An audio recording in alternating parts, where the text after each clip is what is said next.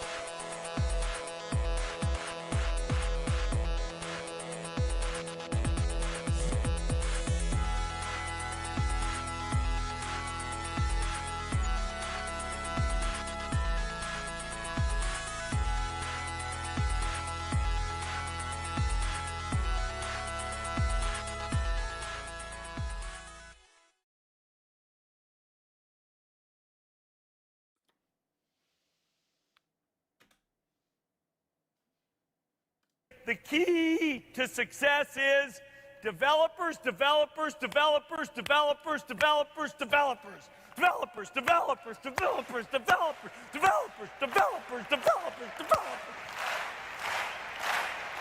Yes!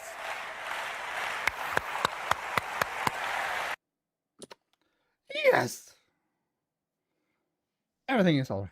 Welcome, my name is Ike, this is Switzerland.playit with TAGN, the angry game news every day, 10 AM Eastern, on this channel, Switzerland.playit, on Rumble, of course, on YouTube, Twitch, and Kick. Ahoy, Reeden, ahoy, Haste. Are you a developer? Are you the key? Well, Nintendo doesn't think it like that, but more to that in a minute. It's gonna be a calm Tuesday, but we have some little things to talk about. Fucking loony Steve Ballmer.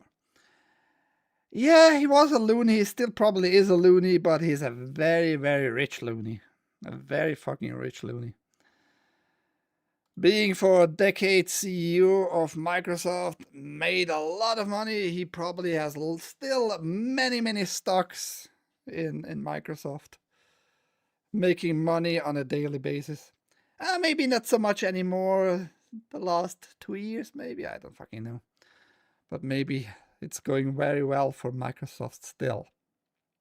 So let's just check the news, guys, shall we? I talk every day about video games hardware, if there is something, movies and TV shows and cultural stuff, but I usually prefer just video games related topics. There's that. He owns the Clippers basketball teams, but are they playing well enough to be like proud of that. I don't know. I'm not into sports on TVs at all. I was into basketball in my teens, but besides Michael Jordan, I didn't care either for that TV stuff there, really. Yeah, we're gonna talk about Gamescom because that's over. Now we're just observing the numbers, the summaries, what they are telling us and all that. But before we come to that, just regular news. How about that? How about you don't actually own that movie you just bought? In quotation mark there, a new class action lawsuit targets Amazon. A little known fact about movie and TV show purchases online. What's being bought isn't actually ownership of the title, but rather a limited time license for viewing access. Consider the $4.99 director's cut of Alien on Amazon Prime. Cheap, right? But if the tech giant loses the rights to that version, the movie can be replaced with a different cut, like the one for the theaters. And if Amazon loses the rights to the film altogether, it will completely disappear from the viewer's library. So people are just seeing more and more of that. You don't own jack shit. If you buy stuff online, not only with games it was just a little bit earlier, like exposed in that sense. But now people are witnessing it like on movies and TV shows and all that stuff. And it's not only Amazon, by the way. It's every platform that sells you the movie for the digital library you have there on your account. Doesn't matter jack shit. Doesn't matter jack shit. You don't own that stuff. You have only a limited time license for viewing. Just keep that in mind. Physical, it's yours as long as it's okay, as long as it's not damaged, and you have a player for whatever media you have on your shelves. You're gonna be able just to view it. Very simple, right? Despite Ubisoft, which I showed you, like, what was it, 3 weeks ago or something like that, they demand the new terms of services and all that stuff, and the user agreements, the EULA, that you destroy the copies when they don't serve the game anymore, which is insanity. But we're gonna see probably sooner or later similar wording in the movie industry, in the movie streaming, in the movie online purchasing industry there too. Like if you buy probably a movie on physical media, you're gonna get that delivered at home. They're gonna have it attached with your account somewhat. Like if we don't have the license anymore for that movie, you have also destroyed that media. So. But don't buy into that. If you do that, you are an idiot. You're just an asshole. You're a moron. You're a human being without brain. You are worthless, in my opinion, because you just, yeah, whatever, man. It's crazy. Yeah, I'm back to pirating mostly. I don't want to pirate, and usually if a movie is good, I'm gonna buy it. I don't care for good movie buying on media, but yeah, people just going more and more back maybe to piracy. I don't fucking know, but you're not pleasing like the audience with such changes. On Friday, a proposed class action was filed in Washington federal court against Amazon over a bait and switch in which the company allegedly misleads consumers into believing they've purchased content when they are only getting a license to watch, which can be revoked at any time, which is very true. Let's read everything. How about that? The issue came to the forefront at California legislature in 2023 when gamers discovered that their access to the crew would be cut off once Ubisoft shut down servers for the game. After the Stop Killing Games movement was born to stop publishers from destroying titles consumers had already bought. The way in which digital transactions are structured, the lack of transparency around them, and the streaming landscape is partly why physical media is kind of sort of cool again. Kind of sort of. Physical media is king in my opinion. But yeah, players getting probably not cheaper anymore because they are not produced in masses like they were once. So you might need to buy just a player just in case and keep it safe somewhere. DVDs offer the ability now and forever to bypass the complicated web of licenses that leave fans unable to access their favorite titles. The lawsuit accuses Amazon, which didn't respond to a request for the comment, of misrepresenting the nature of movie and TV transaction during the purchase process. On its website and platform, the company tells consumers they can buy, in quotation mark again, a movie. But hidden in the footnote on the confirmation page is fine print. Fine print that says, "You receive a license to video and you agree to our terms," the complaint says. The issue is already before a court in 2020 in a 2020 lawsuit alleging unfair competition and false advertising over the practice. Amazon maintained that its use of the word buy for digital content isn't deceptive because consumers understand their purchases are subject to licenses. No, not really. You know why? Because you also can rent the movie on the same platform. Most, not some titles, very few titles are there only for rent or only for buy and all that. But usually you have buy and rent. So it is misleading because you have both options there. So just saying, you bitch. Quoting Webster's dictionary, it said that the term means rights to the use or service of payment rather than perpetual ownership, and that its disclosure properly warned people that they may lose access.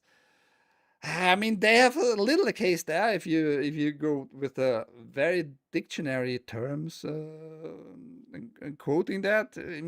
Amazon doing kind of smart things here, actually. At least in a legal sense. The court ultimately rebuffed Amazon's bid to dismiss the lawsuit outside of a claim alleging a violation of Washington's unjust enrichment law. I don't know about that law, so. Recent legislative changes may make the lawsuit even more viable. Earlier this year, a California law went into effect barring the advertisement of a transaction as a purchase unless it offers unrestricted ownership of the product. Under the statute, sellers must obtain acknowledgement that buyers are aware they are actually buying a limited license. In this case, movies or TV shows that can be revoked. Amazon does not meet the standards set by the statute for a clear and conspicuous notice that the thing they are purchasing is a revocable license to access the digital good. Writes Wright Noel, a lawyer for consumer looking to sue the company in the complaint. The warning is buried at the very bottom of the screen in font that is considerably smaller than the other text on the screen. The lawsuit claims violations of California unfair competition, false advertising, and consumer legal remedies laws. It seems unspecified damages, including discouragement of profits and punitive damages for allegedly intentional malicious conduct. I mean, kind of, some laws are very, very nice for consumers and customers, I guess, in California. So not everything what comes out of California is against the people, if that wording is fine with you. Will that go anywhere? Hard to say. I really don't know. Maybe Amazon will just pay a fine. I don't fucking know how much. Like, what? 5 million, 10 million. For them, it's like nothing. They're gonna change wording on the purchasing page, like licensing or viewing access or some bull crap, right? So I don't think it's gonna hurt them that much, and people are just gonna keep buying the movie digitally for their library. It is what it is, man. Maybe it's gonna change the landscape though. Who knows? I am not a prophet. Oh, UrhG! You'd be surprised how many games are DRM free. I don't know about movies though. For DRM free games, I could just go to fucking GOG. If I want a like legal purchase of games with DRM free, without DRM, I go to GOG.com. Very simple. And there are games like they have not a real DRM on Epic Store and all that, but you can't download like an installer and store it on a hard drive and just keep it in your shelves, on your shelves, or in a storage or whatever. That you can't really do with Epic Games as an installer thing. So GOG is perfect for that. I have a ton of iTunes movies and shows. Yeah, you don't have them. No, you have access to them. Haste. Listen to what I'm telling you. Listen to what the movie industry, the streaming industry, the app industry is telling you. You have access. You don't have the movies. You have access to it. If you're a frequent listener to my show, to my very exciting show, right? To my newscast here every day, 10 a.m. Eastern, you might heard me saying like, maybe we are like leaving the era of superhero movies and going now more into the new era of video game movies. And now we have another example, a little bit more news about Gears of War. John Wick director is excited about Gears of War movie and making his first war film. John Wick and Deadpool 2 director David Leitch, Gears of War movie is progressing forward, with producer Kelly McCormick saying there is a lot of energy around getting the movie made, due in part of the fact that the new game Gears of War E-Day is coming out in 2026. I'm not the biggest Gears of War fan. I played the first one, the second one, and maybe the third one. I don't remember exactly. I liked the first one a lot. When it was new, it was something very, very nice, you know. Very action driven. Kind of new perspective, third person action in that manner. I liked it a lot, actually. But movie, I don't know about that, man. I don't know. DRM-free movies are non-existent except piracy. Not necessarily. Not necessarily. On Blu-ray, you have, by the very definition of the Blu-ray medium, you have to encrypt the data on it when it's a movie. So it's going to be encrypted no matter what. But DVDs, you have a few DVDs who are DRM free, like you can just copy the files over. But not a lot, yes, I agree, not a lot. But it is not non-existing. That's a wrong word choice there, I would say. McCormick clarified, though, that the Gears of War movie for Netflix will not be ready in time for the game's release date, whenever in 2026 that may be. So it's going to be 2027, this movie. At least, I would say. Maybe even later, who knows. We won't hit that release date, but maybe something that feels relevant to the release of the new game, she told to the Hollywood Reporter.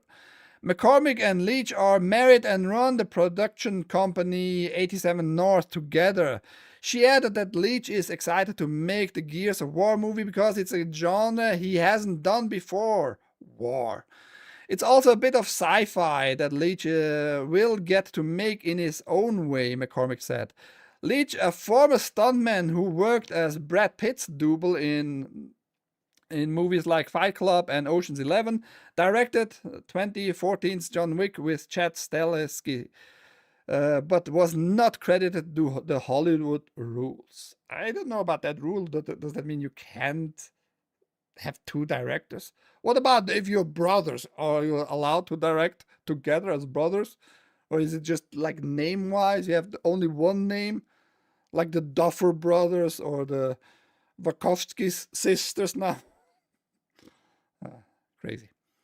Later directed Atomic Blonde, Deadpool 2, Hobbs and Shaw, Bullet Train, and The Fall Guy.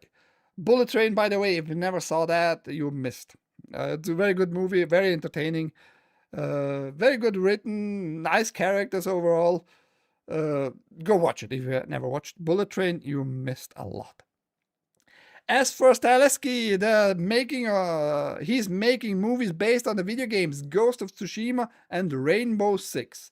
And that's another a pointer here. I'm pretty sure we are entering the era of video game movies. We're probably going to see the next 10 years a lot of movies based on video games. Not only movies like live action movies, but also anime and such alike.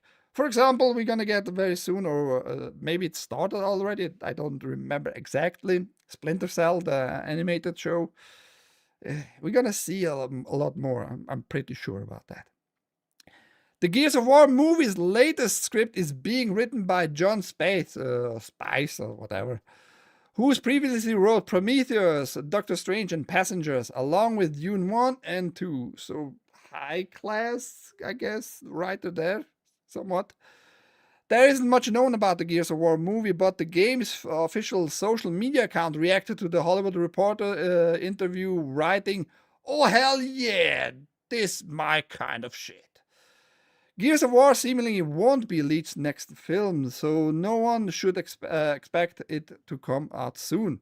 The director is preparing to shoot Amazon MGM Studios' 2026 heist thriller How to Rob a Bank, which has Nicholas Hoult and Anna Sawai attached to the star in it. Wrestler turned actor Dave Bautista has lobbied for years to play Marcus, and he does bear a strong resemblance to the character, but no casting announcement for the Gears of War movie have been made. I don't want to see Bautista. I'm kind of tired of him already. He is all right, but besides seeing him in Guardians of the Galaxy, I don't care for him. He is old. He doesn't look like buffed anymore like that. And I think you need a more buffed Marcus, in my opinion. Meanwhile, Gears of War designer Cliff Bleszinski has previously been adamant that Chris Pratt shouldn't play any role in the film. So somebody doesn't like Chris Pratt for some reason. I don't know why this Cliff is so against Chris Pratt playing any role. Oi, Godzilla. I will never watch the new Dune movies. They are forced the diversity shit show. Visually, they are really nice, though. Visually, they are really nice. But story-wise, I mean, did they do the story right?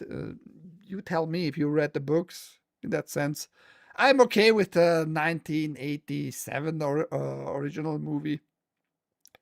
You know, with the Twin Peaks guy being the Muad'Dib.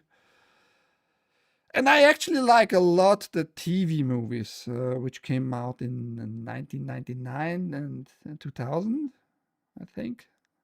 It was a trilogy, sort of. I like that one actually a lot. For nearly 2 decades, Gears of War has been Xbox exclusive. However, that is changing soon with the launch of Gears of War Reloaded on today. Just saying. On PS5, Xbox Series XS, and PC. Yeah, you're gonna see a lot of gameplay today. I'm pretty sure, live. So watch out for Gears of War Reloaded. Sci-fi movies are great. I have all 6. Good for you. Oh, why did I scroll down? Now, I just want to point out that RTS are not dead. Just saying. Warhammer 40k Dawn of War 4 puts single player at the core of the game. Real-time strategy games still have a dedicated audience, but these days the focus seems mostly be on competitive side. Warhammer 40k Dawn of War 4 developer King Art Games is bucking the trend, as the studio behind Iron Harvest wants to prioritize the single-player campaign over multiplayer, returning to the roots of what made the Dawn of War several other popular RTS games so popular in the first place. We are known for making narrative-driven games, and the campaign for Iron Harvest was very well received. Game director Jan Tayson said to PC Gamer. So for us, this was super clear. Campaigns will be one of the big pillars of the game. Dawn of War 4 will feature not 1 but 4 campaigns when it launches. The Space Marine, Orcs, Necrons, and the Adeptus Mechanicus will headline their own series of missions, and each of one of these groups bring unique units, buildings, and advantages to the battlefield. In addition to the single-player campaign, the game will also feature Lost Stand and skirmish modes alongside 1 vs 1, 2 vs 2, and 3 vs 3 multiplayer when it launches in 2026 for PC. So go check out this video, links down below for everything. You're gonna have a little bit like kind of a making of, behind the scene telling here. And it looks great. I have to say, like visually, it looks just great. It looks like simple enough. It looks like you can get right into the action, like not convoluted menus and all that shit. I think it looks just great. We can check a little bit here. RTS genre, and while that is a bold, I think it looks and certainly optimistic. I think it looks amazing. Dawn of War 4 wants to revitalize the RTS genre. You're not going to be bombarded with all kinds of crap behind the map, you know. You can focus on what's happening on the map. It seems like it. That's all right. In fact, so if you're into RTS, you're going to have soon enough probably a very nice game there. Multiplayer is great in Dark Crusade and Soulstorm. They should also add a great MP in 4. They're gonna have multiplayer, like I said. Skirmishes and stuff like that. 1 vs 1, 2 vs 2, 3 vs 3. But the focus seems to be like single player. And we missed a lot of single player like RTS games the last 10 years, I would say. So good on them for giving the players something new. Just a side note, Alan Wake, one of the best horror thriller games of all times, is barely over $1. Over $1, not $1. $1. You know what your Steam library needs? Another game you buy on a whim, because it's oh so cheap. For the next week, the honor could belong to the Alan Wake franchise, which is currently on sale for 99 cents if you just want the base game, or $1.24 if you're willing to shell out extra for its standalone DLC, Alan Wake's American Nightmare. So if you never played that, and if you have $1, go buy it. I think I should buy it, actually. I never played it. Will it play nicely though with Windows 10 and 11? I'm not so sure. But I'm not gonna lose a lot, like $1. Maybe more, because Switzerland and Steam hates Switzerland these days. I may upgrade my desktop PC for DAW 4. Really? You think you need an upgrade hardware-wise? Okay. Okay, weirdo. Now let's talk a little bit about Sony. Sony telling you they are learning. Is that going to be the case? I'm not so sure. Concord's failure led to increased oversight, says Sony executive. In 2024, Sony shut down its live service shooter Concord after only 2 weeks, as it became one of the publisher's most prominent failures. Yeah, 200 million, roughly 200 million reported US dollars production cost there, development cost, and you shut it down. Not even in 2 weeks. I think it was in 10 days, something like that. According to Sony Interactive Entertainment Chief Executive of Studio Business Herman Holst, the biggest lesson from Concord was the more oversight is needed during the development process. We have since put in place much more rigorous and more frequent testing in very many different ways, Holst told the Financial Times. The advantage of every failure is that people now understand how necessary that oversight is. I have questions.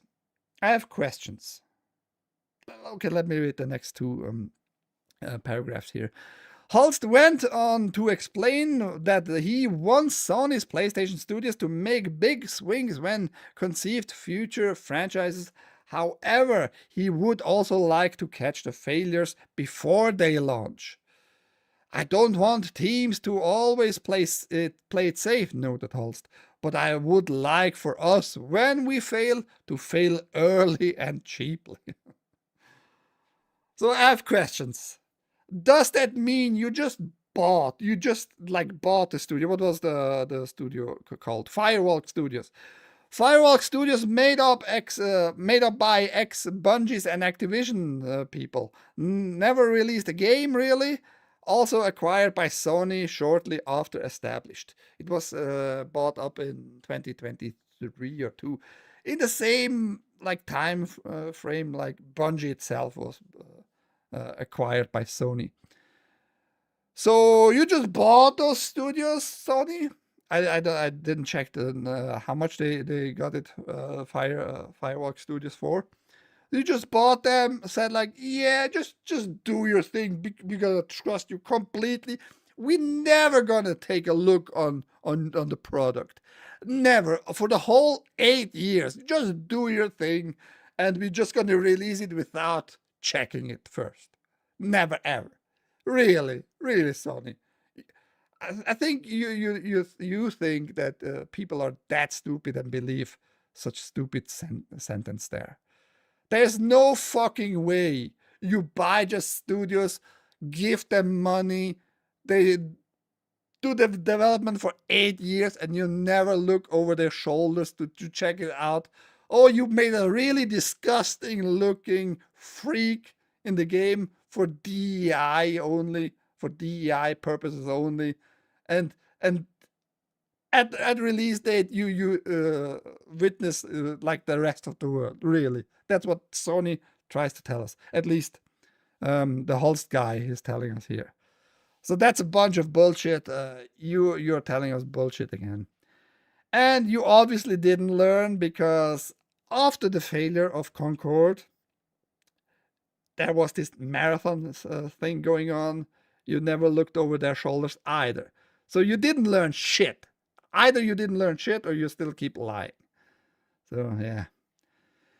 It's not how fast they canned it. Yeah, I mean, they haven't made zero money on it. You know what I mean, Godzilla? So what's the purpose? Just leaving servers running, wasting energy, wasting fucking space, wasting storage, wasting just traffic and all that. What's the purpose of having like a small server farm for the live action stuff if nobody's gonna play it? So you better off just can everything, just shut it down. But yeah, Sony is just full of it here. I know it sucked, but I am surprised they didn't try to sell it longer. No, they didn't only sell it longer, they gave the people refunds. You know, they knew what bullshit they published there. They knew how much crap they published. They refunded pretty much everybody who wanted a refund. The people got their money back, which is a bold move. I have to admit, you know, it's a nice move by Sony, just saying, yeah, we know we produce a dog shit. You're gonna get your money back. Don't worry. It's just nice, right? It's just nice. Tax write-off, probably. Yeah, I mean, you're gonna not pay taxes for that, for those $200 million, you know, in production and all that, but still, you wasted money. People have been paid over 8 years. If you were from the beginning on there, in Firewalk Studios, in the offices, working for 8 years, they didn't work for free. So you wasted money anyhow. Following Concord's demise, Sony subsequently recommitted to the live service titles. Regarding future titles in the genre, Hulse downplayed the importance of how many live service games are available and said, "What is important to me is having a diverse set of player experiences and a set of communities." Just marketing mumbo jumbo, just to calm everybody down, just say something, you know, which makes no sense in the whole fucking thing here. But yeah, it's important, diverse communities and experience of players. What does that mean? That means jack shit, really. Think about it for a second. It means jack shit. Like, yeah, there are live service games out there, but what is important to us is the diversity of player experiences. Such stupid bullcrap. One of Sony's next live service launches is slated to be Marathon, the new game by Bungie. That title has already drawn unfavorable comparisons to Concord, and it was delayed indefinitely in June. Since then, reports have emerged that Bungie is losing its independence to PlayStation Studios. Last week, Bungie's longtime boss Pete Parsons announced his departure from the company after 2 decades. And yeah, he was let go. That's what we at least heard by, what was his name? Marty, whatever, the sound guy, the sound guy from ex Bungie guy who made the soundtracks for Halo 1 through 3, more or less. Told, and he was like also in the management, in the higher management, he told like nobody is gonna go by themselves, really. They all really get fired, but it's worded differently. Everybody is leaving on their own terms. Sure, right. So yeah, there you have it. Sony is lying in your face, like, yeah, we didn't overlook the game. Now we're gonna overlook it. Trust us, bro. Something like that. I'm not gonna trust Nintendo though, and neither should any developer, because they hate obviously developers for some reason. They're not giving kits out for developers to develop games. And the most astonishing part is, I'm going to read it to you. Developers still reportedly struggle to get Nintendo Switch 2 dev kits. We are a few months behind the launch of Nintendo Switch 2, but apparently getting development kits hasn't got any easier. Digital Foundry shared its latest findings following Gamescom 2025 last week. The outlet's John Lineman, after speaking with various developers, has heard that Nintendo is encouraging teams to simply ship their games on Switch 1 and rely on backwards compatibility, which is fucking stupid. Like, make just a game for Switch 1. We're gonna give you very cheap this development kit for Switch 1. You know, maybe even free. You just rent it to you for the time being. Just make it for that console and just rely on backwards compatibility of our platform, the Switch 2. Just trust us, bro. It's gonna work. That's stupid, man. Nintendo being stupid, either being just stupid or just like don't want to open the platform up for development, mainly like smaller ones, which is, I think, crazy. Why would you do that? Don't you want like third-party games, great third-party games on your platform? Or are you just tying your consumers to your platform only with your first-party development game there? Weird. The interest from teams is there, but access to development kits are still limited. The reasoning for that isn't clear. Only Nintendo would have the answer. And Nintendo is not even telling you why they don't give you the development kit. Digital Foundry's Oliver McKenzie also brought up how previously he heard that there were some weird exclusions with some big developers struggling to get kits for games. Even if you're a big publisher or developer, it sounds like obtaining a Nintendo Switch 2 development kit is far from guaranteed. Yeah, so I would really like to know the reason Nintendo behaving that weird. Don't you want bigger games for your platform? Switch 1 is a larger install base. Sure, but you're gonna have like compatibility issues. I guarantee you that, because it's not the same architecture. It's not the same GPU CPU combination. It's not the same storage controller and all that. And that has all factor into how the game loads, how the game is going to be loaded into the memory, how it's going to be loaded from the memory and all that. And the display is different, like the resolution is different, how it's going to look. You know, it's just weird to me. But I mean, it's Nintendo. If they don't want more money, they don't want more money. If they don't want to give their player base more games, I guess that's it, you know. Not if they test on Switch 2. But yeah, but that's the thing. You're gonna test it, and you don't know why it's gonna struggle in certain regards.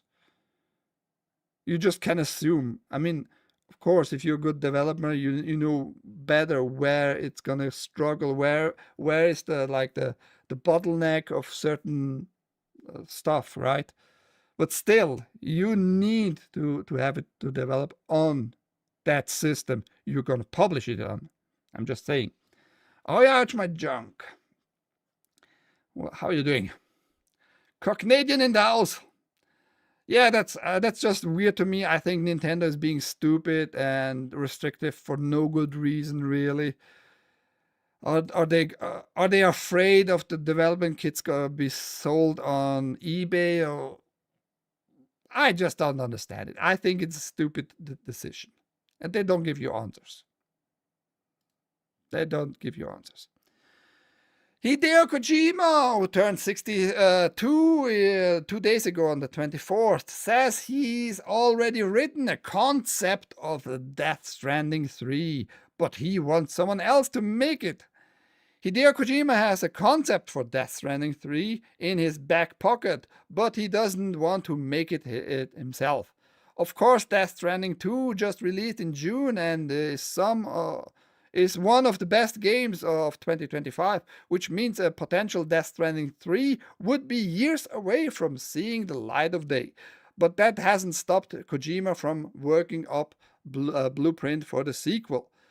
I'm not planning to do Death Stranding 3 at the moment, Kojima said via machine translation during the Death Stranding 2 World Strand Tour. Because the ending of Death Stranding 2 was my finale of 1 and 2, but I already wrote the concept of Death Stranding 3, so I have that in data. He's already steering up, you know, some kind of hype for a potential sequel there. I don't know why he does that, because he has the Overdose, the game with the tranny. Yes, YouTube, tranny. Yes, Twitch, I say tranny. Hunter Schafer in it. Overdose, and he has his other game. Does the other game, I forgot, has it even a name?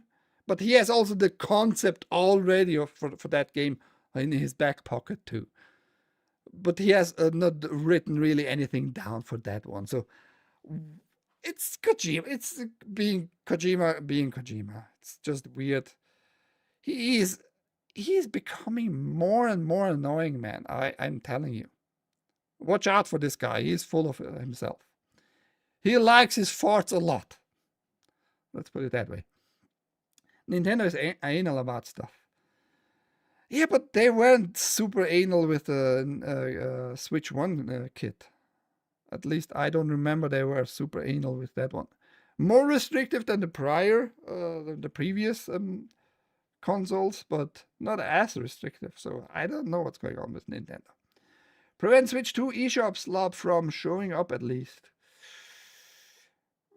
Yeah, sure. But also prevents to give out like maybe really good games. Because remember, even Nintendo with their own games, Mario Kart World, needed day -1 patches. So, just saying about slop. It's just a weird game that makes a little sense.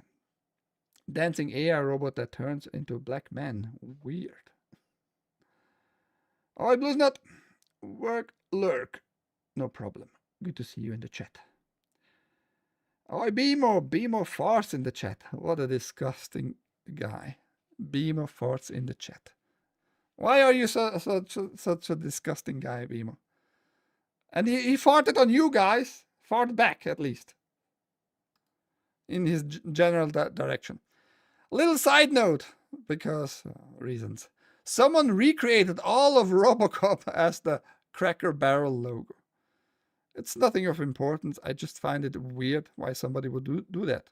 And he or she or they them know it's themselves. The full 1987 film Robocop rendered as a Cracker Barrel logo because nothing matters. Yeah, I just want to show you that somebody created the Robocop head on the Cracker Barrel old logo and put the whole movie into this frame. I'm not gonna watch it in that manner, but yeah, because nothing matters, I guess. Literally.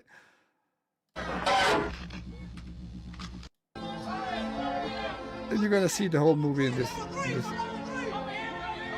style.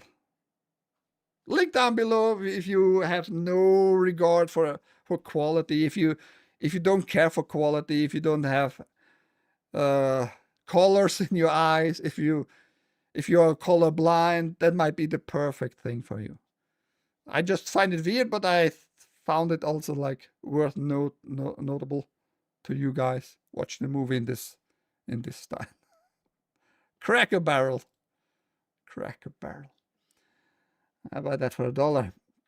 I don't mind the tranny being in a game as long as they are not pushing the agenda. They're Kojima pushing the agenda by default if you put a tranny in a game. Like, you have a selection of 3 characters. It's not like a big protagonist pool there, you know? It's 3 characters. A female, a tranny, and an older guy.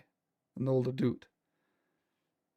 So, you know, why put the tranny in only one of those 3 positions as the main protagonist in the game? So the agenda is already put in, you know, by default. There are like 8, no, not 8 other billion human beings, because half of them are just minors, right? Like, let's say 5 billion more people out there you could choose from. Let's shrink it down to the actors only, you know. Let's go there at least 10 million professional actors out there, you know. But you select this one tranny in Hollywood that is a little bit more known, Hunter Schafer, out of that big pool, you know. I just find it like it's telling. It's telling me that Kojima is pushing this stupid DEI narrative further, you know. The world did not ask for this. Not really, no. So Body Type 3, I don't know. I'm not gonna play it. Kojima pretty much died for me game-wise after I learned about that. And I learned about that like a year later now. So yeah, I'm gonna play Death Stranding 2 when it comes out on PC, that's for sure. But other than that, I'm done with Kojima. I'm just done with him. But if you enjoy games of him, go for it. I'm not preventing anybody. Let's move on. Capcom veteran Itsuno hires Devil May Cry Street Fighter royalty for new studio. This article ties a little bit to yesterday, and I'm going to tell you why. Itsuno, who directed classic Capcom games such as Power Stone, Devil May Cry 3, 4, and 5, and Dragon's Dogma 1 and 2, announced in August that that he would be leaving Capcom after more than 30 years. After 3 decades, he leaves and goes to a new studio in Japan. Soon after, it was confirmed that he'd be leading the Japanese arm of Tencent's Lightspeed Studio to build a AAA action game. There you go again. The Chinese are spreading their tentacles over the gaming world once more. Having now a bigger studio established, probably we're going to see with this Japanese office by Lightspeed Studios. On Tuesday, Lightspeed announced what it called a series of strategic milestones, which mark a significant step forward as it ramps up production on the unannounced game. The new Osaka office reflects Lightspeed's long-term commitment to growing its Japanese team and AAA game titles, it said. As part of its announcement, the studio confirmed the hiring of 3 key developers. The first is narrative designer Toshihiro Nakagawa, aka Bingo Morihashi, Itsuno's longtime collaborator and writer of Devil May Cry 3 to 5 and both the Dragon's Dogma games. The second hire is Daigo Ikeno, the artist best known for his character design featured in Devil May Cry and Street Fighter series, and serving as art director for Dragon's Dogma. Finally, veteran Capcom fighting game illustrator Gouda Cheese, who has gone by other pen names, including Bengus, or Bingus, I don't know, has joined Lightspeed as an art designer. The artist first joined Capcom in 1992 and is responsible for illustrations in many classic games, including Street Fighter II, Power Stone, and Darkstalkers. And further down here, you have just a little portion of the interview. They talk to the Lightspeed guys there. I don't mind if China produces more AAA games with good quality and all that, but I'm still concerned. I'm still concerned that China is spreading their tentacles over the gaming world. Oh, Cheddar Steve. Tentacle porn? No. Why you think, just because I say the word tentacle, you think about tentacle porn? I mean, maybe the game might be such a game. I don't know. Very adult game then, huh? Some good games he led. Oh yeah, I mean, like, that's a powerhouse right there, you know? You're not going to be for 3 decades at Capcom and not having like a lot of knowledge, a lot of fucking experience and all that. So I assume whatever this game is going to be, it's going to be a good game. It's going to be a good game. Gouda cheese also used to be known as penis. True story. I mean, you like the penises in your mouth, I guess, Cheddar. Sometimes they do hate each other, but not always. They seem to be better at letting go of the past than others. The CCP is trying to keep the hate for Japan alive. But is it hate? I mean, maybe they're gonna just like infiltrate the Japanese market more now from inside, destroying Japan from inside through gaming. And it's not going to be only through gaming. I'm guaranteeing you that. I'm not into Japanese movies anymore at all, but I bet with you there are a lot of dollars, investment dollars from China into Japan, into movie studios and all that. Maybe they have a greater plan behind all that crap, right? Who knows? Dude, your camera is shaking like it has MS. So what? So what there? I'm gonna make it shake even more for you, bitch. It's like an episode of NYPD Blue. Why that? Why that? No, do I have it enabled here? I don't think so, but no, it doesn't. It doesn't play the clip here on this profile. Or maybe Bourne movie. Anyhow, let's get to the end here. Keep it calm and shit. We're just going to talk about numbers just to see how big it really was, and you decide and you tell me if you're impressed by those numbers. 356,000 visitors attended the Gamescom 2025.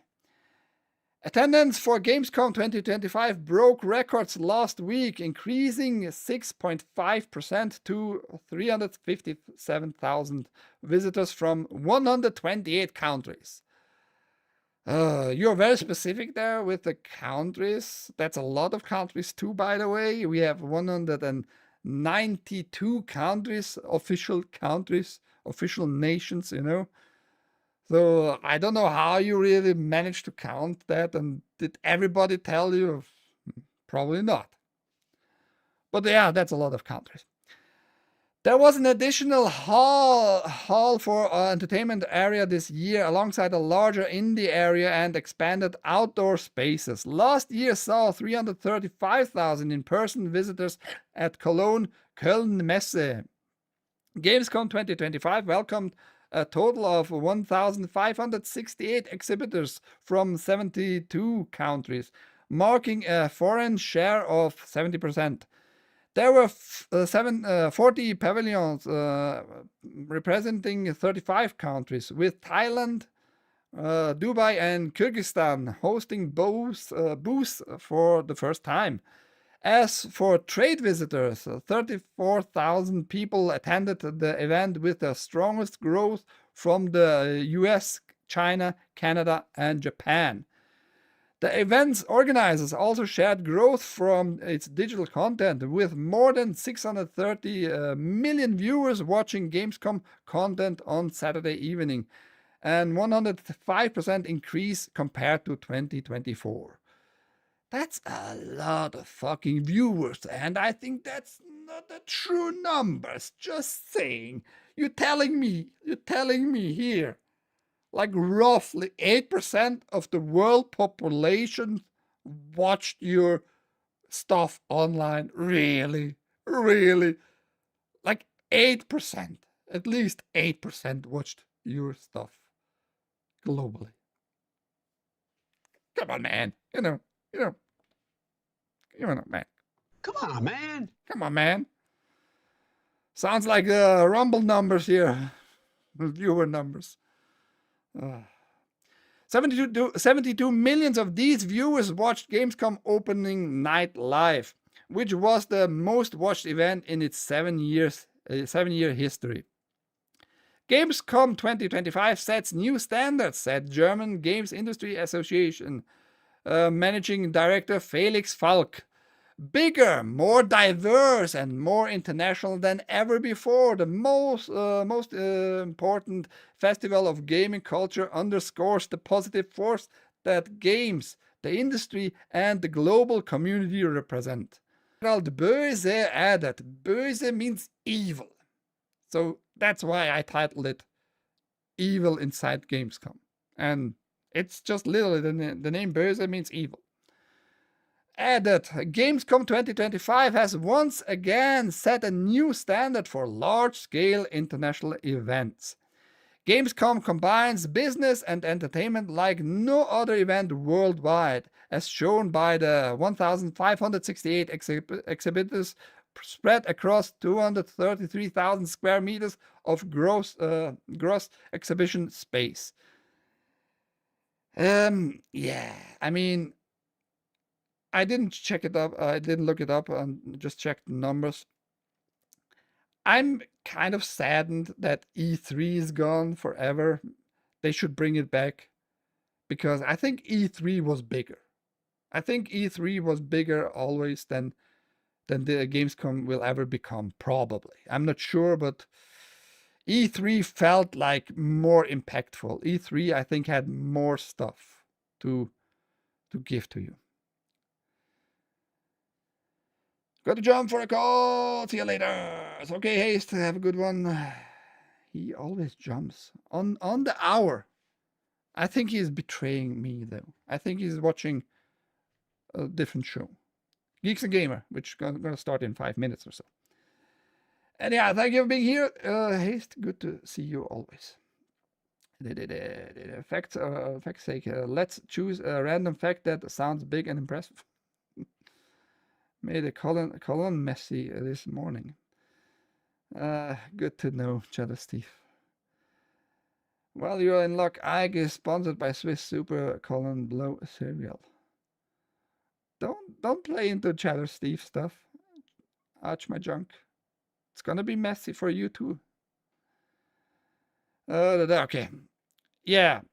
I'm kind of miss the E3 more. I think E3 had better events. And let's remind everybody, Sony as a company was not there at Gamescom. Sony just ditched it, which is weird, right? But they were again in the Shanghai, in the China event a month ago or something. Okay, before we end the whole thing, I want to remind you that DC is done. I just want to remind you, and I'm absolutely convinced with it, with my statement that DC is done. James Gunn is the Hideo Kojima of the Hollywood industry right there. DC fans are debating Peacemaker Season 2's new opening credits, and while some are underwhelmed, others love the change. James Gunn doesn't mess with music. Okay, I will not go into the article, doesn't matter. It was, the first episode was shown last week, I think Thursday or some shit. And I'm gonna show you just the first 10 or 15 seconds of the opening. And I really want like feedback from you guys. Either in the chat or in the comments. Write in the comments. The comment section is there for a reason. Am I hating unnecessarily? Am I hating like illogically? Am I hating like on a wrong argument? Am I out of touch with music or TV shows? I'm going to just show you the first 10 seconds, 15 seconds maybe, because I just can't hear it anymore. I absolutely hate what they are giving you as an opening for a show, for an adult show. I also want to remind everybody of what you're going to see in the first episode of Season 2. At one point, he is down and I think takes drugs, and then sees or not only sees, but an orgy is happening in his apartment, in the Peacemaker's apartment. And you see wieners, you see sex. You don't see like erected penises, so you don't see penetration either. But you see the orgy going on. And at one point, you see just one lonely dude in the background jerking off, in the sense. You don't see, again, his wiener like erected and all that. Luckily, I guess. But yeah, finally, James Gunn got his adult stuff. Finally, James Gunn got his adult stuff. It is absolutely degenerated bullcrap. It has no real purpose. It's lame as fuck. You're just having like the shock effect. People are going to talk about it, sure, but quality-wise, it has zero value, I think. You put it in just to show that the Peacemaker is actually bisexual. He's gonna go off with a dude and a girl at the same time. So he is actually a faggot. In the very end, the Peacemaker is a patriotic faggot, pretty much. Good job, James Gunn. Good fucking job. Good fucking job. And by the way, James Gunn also told us all that Blue Beetle, like the movie and the character, fits perfectly in his DCU. Now, after you saw maybe like that scene, go look it up, so wherever you look up stuff like that. But yeah, I come here, in here and look and listen. I'm just talking about cocks, balls. I'm not showing them. I'm just telling you, you're gonna see that stuff. I haven't watched the whole episode. I don't care anymore for James Gunn's stuff. James Gunn is a degenerated fucking stupid weirdo. That's all I can say. So he changed the music for the opening in season 2.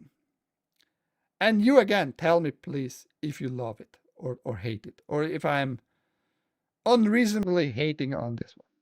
First 10-15 seconds. I'm gonna mute myself.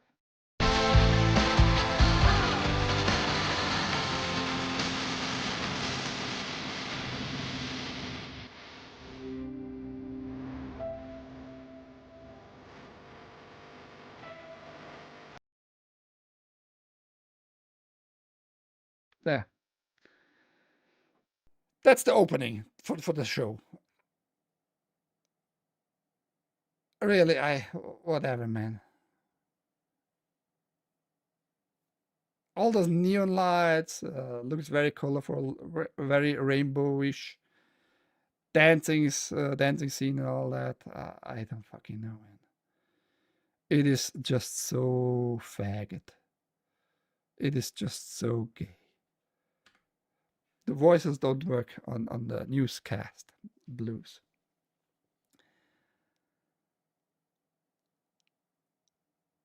So, am I wrongly convinced that DC is done? I watched the movie Superman. I watched Blue Beetle. Blue Beetle I actually liked. It's kind of a wholesome movie about family and all that. Many people might not like it because of Mexicans, whatever, right? Being, but that's just a character. And Blue Beetle as a character is actually, as far as I know, pretty liked. The movie is not like amazing or anything like that, but as a standalone, Blue Beetle is enjoyable in my opinion.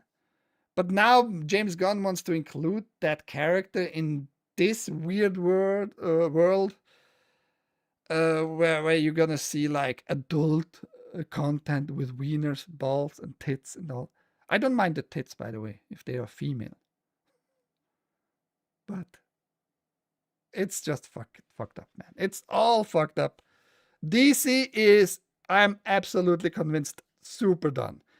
They are not making any money with this show. Nobody's gonna subscribe to HBO Max for Peacemaker. I'm pretty sure. Nobody's gonna think like, oh yeah, I heard about this orgy stuff in a DC show. I'm gonna now subscribe just to see that orgy, to see like the bisexual Peacemaker. I'm pretty sure that's not gonna happen. I'm pretty sure that's not a thing. I might be wrong, sure. I might underestimate like the weirdos out there, the faggots and the bisexual cocksuckers on this planet. But I'm pretty sure that's not the case. I'm pretty sure. Let's say like 98.9% sure that's not like what's gonna drive people to subscribe to HBO Max. And Superman did not make money. That's all I can say. Again. Anyhow, thank you for being around, guys. I hope you enjoyed the faggotry at the very end to make you a little bit feeling cozy and then warm inside, because faggots are warm, right? The warm brothers out there. Let me just check up the chat at the end here. It all sucks. Watch the documentaries instead. I'm proud that I have no idea what this shit is. Your documentaries are always better, I guess. Learn stuff. Yeah, it's over. It's like Steve Colbert doing the vaccine dance. Good comparison there. Not bad, not good, bad comparison. They enjoy forcing their pain onto normal people. They know we hate them. They derive pleasure from it. They do, I guess. Anyhow, that was it from me.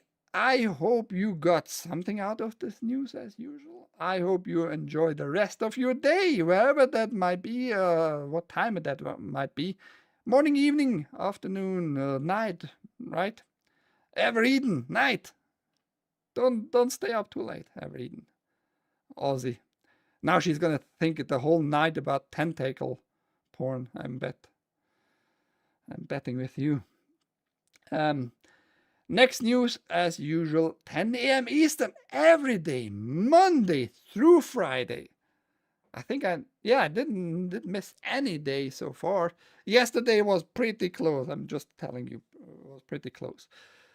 But yes, 10 a.m. Eastern on this channel, Switzerland.playit on Rumble, of course, YouTube, Kick, and Twitch. Also, check out the links down below of all the articles I talk every day. I'm like nicely putting them together for you if you want to read the stuff for yourself. And check out the other links, like contact links if you have a need for contacting me or giving me all your money. Donation links is there. Or merch. Buy something physical, like a mug. I just can recommend the mug, actually. Or Cheddar Steve, how about you buy the tuck-in Cheddar Steve bath suit there for you, for yourself. It's still there. It's very limited edition. Only one is up there for you. Take care, everybody. Have a great, great, great rest of your day. Bye-bye.